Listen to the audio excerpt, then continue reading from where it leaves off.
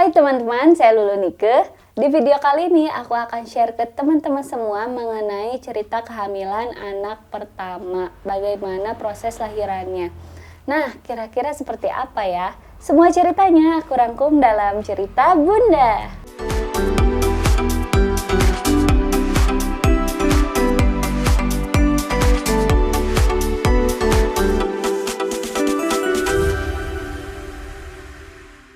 Waktu kehamilan pertama nih teman-teman, dari trimester 2 aku tuh udah benar-benar nyiapin segala sesuatunya ya. Maksudnya aku searching gitu kan, aku walk out gitu kan. Kan katanya harus banyak jalan, harus banyak olahraga gitu kan, sering-sering olahraga setiap hari minimal 15 menit gitu ya.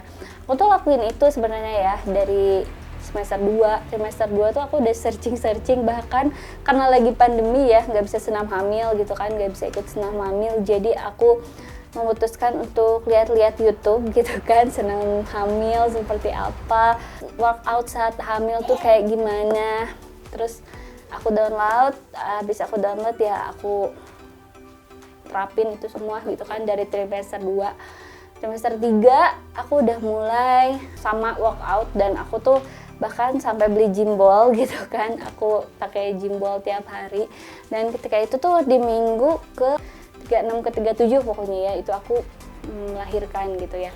Dan saat proses melahirkan gitu kan, waktu itu udah berasa mules-mules tuh dari jam 9 malam ya, itu tuh udah keluar lendir-lendirnya gitu loh, lendir-lendir yang kayak kita tuh mau mens gitu kan, lendir-lendir yang ada darahnya sedikit kayak gitu.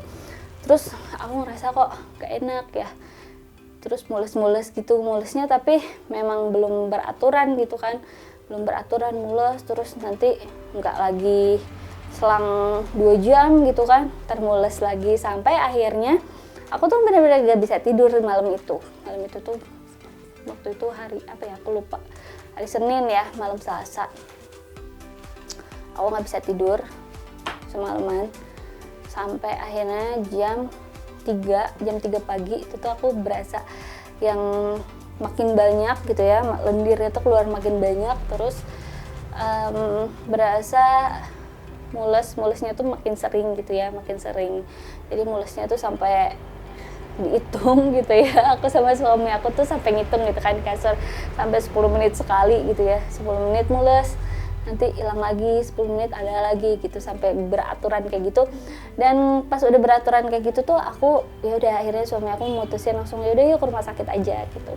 Akhirnya kita ke rumah sakit, dan pas di rumah sakit tuh ya udah pasti ya namanya rumah sakit kalau pagi-pagi gitu kan, jam 3:30 pagi itu tuh nyampe rumah sakit, itu udah pasti nggak ada orang, maksudnya ya cuma ada suster jaga aja kan gitu, belum ada dokternya. Akhirnya ditangani sama suster, dicek sama susternya, ternyata itu sudah bukaan 3/4 ya, 3/4. Akhirnya aku nggak pulang, aku nunggu di sana di rumah sakit, dan sama di rumah sakit juga aku disuruh banyak jalan. Akhirnya aku jalan, jalan. Dan itu tuh pas hamil pertama tuh lama banget, sumpah lama banget ya, kok kayak harus ya udah aku tuh sampai ngapa-ngapain dulu loh, harus sampai makan dulu, sampai aku make up dulu, sampai aku bikin video dulu gitu kan, video sebelum lahiran nih gitu kan, detik-detik sebelum lahiran. Jadi buat bunda-bunda nih yang mau lihat videonya, nanti ada aku kasih linknya gitu ya. Nah terus habis itu akhirnya dokternya itu ada sekitaran jam 10 pagi ya, ada jam 10 pagi. Terus dia cek gitu kan, pembukaannya nambah tuh jam 10 pagi di pembukaan 5 ya, cuma nambahnya cuma 1 dong, bayangin. Terus abis itu udah kata dokternya mungkin ini sebelum jam 12 udah bisa lahiran katanya gitu ya. Bismillah gitu kan, aku sambil olahraga gitu kan, main gym ball, terus aku ya pagi makan pagi, sarapan, siangnya aku makan siang gitu kan, seperti biasa gitu kan, jam 11 tuh udah makan siang. Terus akhirnya sama dokternya tuh dikasih induksi, dan benar-benar sih pas abis dikasih obat induksi itu memang benar-benar kontraksinya parah itu ya, sakitnya. Nah terus habis itu sebelum benar-benar pembukaan 9 gitu ya, 9, 10 itu aku dikasih dulu obat pencahar gitu ya. Jadi obat pencahar ini tuh memang bertujuan untuk ngeluarin dulu BAB kita gitu kan, biar pas keluar janin tuh itu bersih gitu kan, jadi keluar bayinya bener-bener bayi gitu kan. Karena katanya ada juga yang pas keluar itu ternyata keluarnya bukan bayi tapi pup gitu kan. Nah akhirnya aku dikasih obat pencahar dan itu memang bener sih langsung pup gitu kan. Dan menurut aku ya aku juga baru tahu sih ada obat pencahar gitu kan. Terus udah gitu akhirnya itu udah pas pembukaan sempurna gitu kan, pembukaan 10 itu tuh setelah jam 12 ya, jam setengah satuan kurang lebih, itu tuh bener-bener merasa mules banget gitu kan. Yaudah aku tuh waktu itu mulai gak bisa nahan diri aku gitu ya, udah wah pikirannya udah kemana-mana gitu kan, karena di sana tuh ya pas lahiran tuh aku sendirian gitu kan, maksudnya ada suami cuman di ruangannya tuh nggak ada pasien lain, jadi cuma aku aja pasiennya, padahal tempat lahirannya tuh banyak gitu ya, ada di rumah sakit tuh ada sekitar berapa ya, ada sekitar 4 kali ya, 4 ranjang gitu kan. Dan waktu itu tuh aku merasa oh gini ya ternyata lahiran gitu. Di situ AC-nya dingin banget dan aku tuh karena orang gunung, aku nggak biasa pakai AC gitu kan, aku nggak biasa pakai AC gitu, dan itu AC-nya berasa dingin banget. Di situ aku pakai kaos kaki, terus tiba-tiba susternya tuh bilang, Bu dicopot ya kaos kakinya gitu. Aku udah bilang saya sebenarnya kaos kakinya nggak usah dicopot ya, soalnya kalau misalnya dingin aku tuh kram gitu. Terus katanya enggak kok, nggak bakalan kram katanya gitu. Jadi dia udah copot kaos kaki. Dan di situ pas aku mau melahirkan, pas mulai mau ngeden, karena di situ benar-benar dingin, jadi aku benar-benar menggigil ya, benar-benar menggigil. Itu aku nggak tahu kenapa ya, pas aku udah mulai mules, terus disuruh ngeden sama dokternya, itu tuh kayak ngeden terus ketahan lagi, jadi nggak mules lagi. Pas mules ngeden terus abis itu ya nggak mules lagi gitu, jadi mulesnya tuh sedikit-sedikit gitu. Aku nggak tahu, sepertinya ini masalah pernapasan sih ya menurut aku. Jadi waktu itu aku senam hamil, aku work out, tapi aku nggak belajar pernapasan gitu ya. Aku cuma searching aja gitu ya, kayak di Google, di Instagram, di YouTube gitu ya, pernapasan yang baik itu seperti apa kayak gitu, tanpa aku praktekin waktu itu gitu kan. Ternyata pernapasan juga harus latihan gitu kan, kita tuh harus latihan pernapasan juga, nggak cuma workout aja. Pada akhirnya dari jam 1:30 sampai 1:30 itu tuh lebih dari sejam berarti kan ya, aku kayak gitu aja terus tuh, sampai pada akhirnya aku pas dilepas kaos kakinya itu tuh kram gitu kan, kram. Dan pas kram ya udah deh, akhirnya dokternya bilang ya udah Bu, kalau gini terus takutnya kan jadinya kenapa-napa gitu kan, terus takutnya ibunya juga capek, lemes gitu ya. Ini aja ya Bu ya, kita paling di vakum aja katanya gitu. Aku tuh nggak tahu tuh, waktu itu aku nggak tahu vakum tuh kayak gimana, diapain gitu ya. Dan ternyata kalian tahu di vakum tuh ya perineum kita tuh digunting, bener-bener digunting tanpa biusan gitu kan, bener-bener langsung digunting.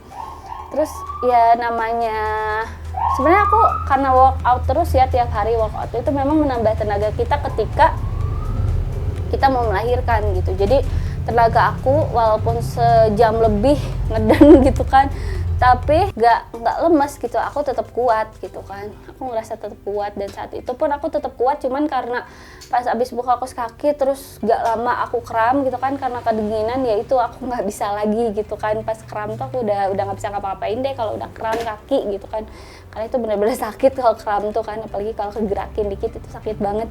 Akhirnya ya mau nggak mau ya udah deh, oke divakum Dok gitu. Dan aku nggak tahu di vakum tuh kayak gimana, ternyata tuh waktu itu digunting, bener-bener digunting gitu ya. Dokternya bawa guntingnya gede banget gitu ya.